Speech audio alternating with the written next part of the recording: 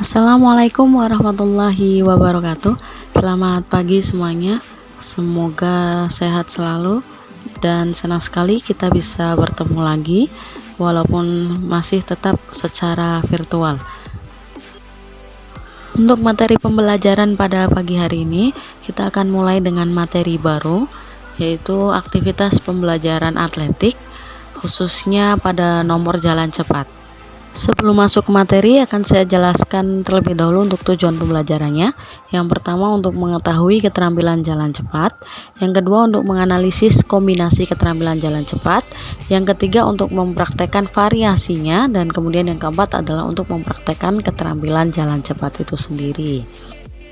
Nah, dari gambar ini itu bisa diilustrasikan perbedaan antara jalan dan lari ya.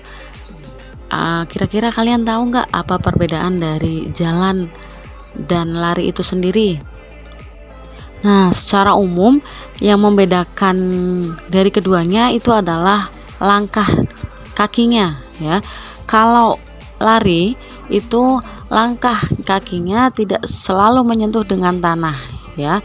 Jadi ada gerakan melayang.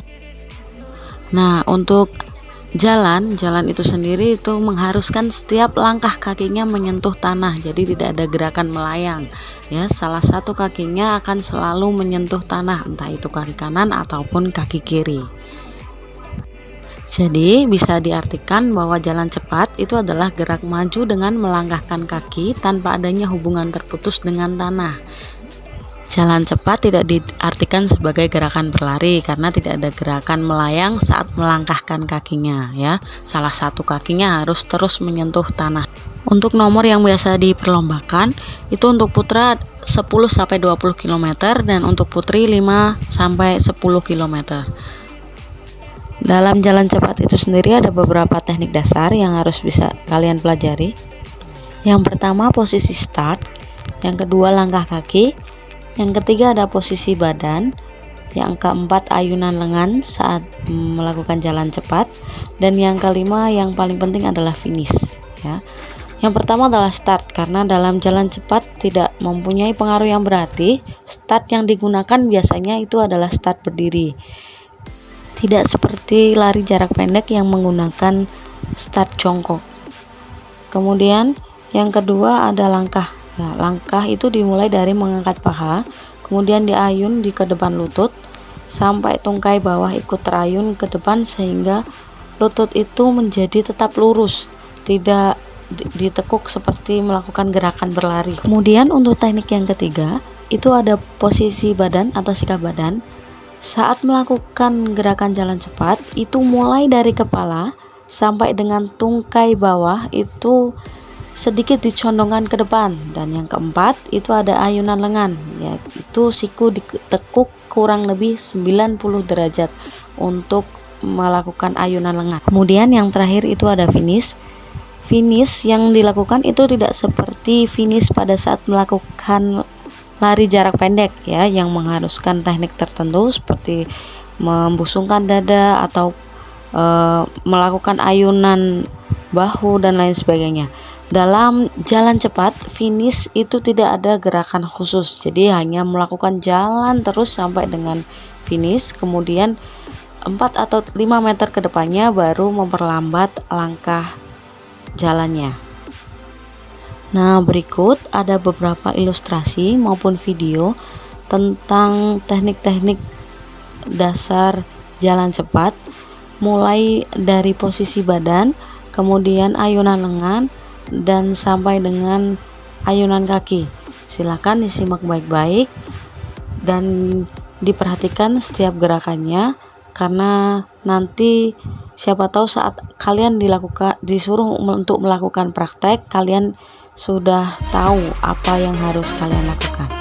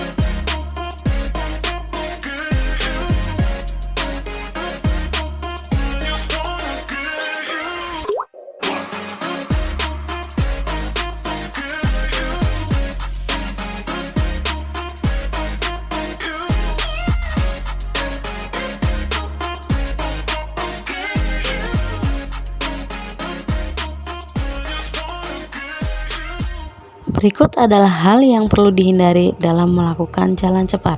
Yang pertama adalah kehilangan hubungan atau kontak dengan tanah, jadi ada gerakan melayang. Yang kedua, badan dicondongkan agak ke depan ataupun ke belakang. Yang ketiga itu menarik titik pusat gravitasi badan. Dan yang terakhir, langkah kakinya itu terlalu pendek. Dan kemudian ada beberapa hal yang harus kalian utamakan atau yang perlu diperhatikan dalam melakukan jalan cepat. Yang pertama, itu pastikan lutut tetap lurus, jadi tidak ada gerakan menengkuk. Dan yang kedua, perkuat otot punggung dan lutut. Yang ketiga, itu cegah badan dan lengan diangkat ataupun diayun terlalu tinggi. Kemudian yang terakhir, gerakan kaki harus selalu sejajar atau harus sepadan, garis lurus. Nah, sampai di sini dulu materi yang bisa saya sampaikan terkait pembelajaran pada nomor atletik jalan cepat. Silakan bagi yang kurang paham untuk bisa membuka referensinya di buku paket ataupun bisa langsung tanyakan ke saya melalui WhatsApp ataupun GC, dan kalian bisa merangkum apa yang ada di video ini, poin-poin apa yang penting yang ada dalam video ini yang tidak ada di buku referensi kalian. Sampai ketemu minggu depan, tetap sehat dan tetap semangat dalam belajar. Salam olahraga, terima kasih. Wassalamualaikum warahmatullahi wabarakatuh.